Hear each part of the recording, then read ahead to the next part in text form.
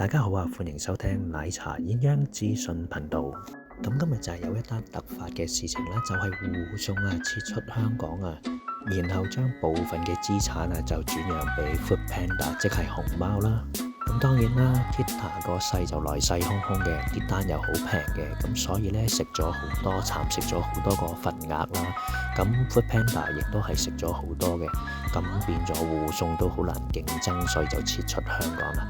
咁呢一單嘢呢，其實都冇辦法啦，個市道差。你諗下，而家連啲外賣都難撈啊，所以外賣平台互送 Deliveroo 咧宣布撤出香港呢個市場呢，其實都有跡可尋㗎啦。因為佢哋啲單呢，其實都唔係咁多，跟住廣告又燒錢啦，咁所以冇辦法啦。依家就熊貓食埋佢啦，又冇講食啦，都係或者叫做攞咗佢部分嘅資產啦，叫做係啦，或者叫 market share 咁樣咯。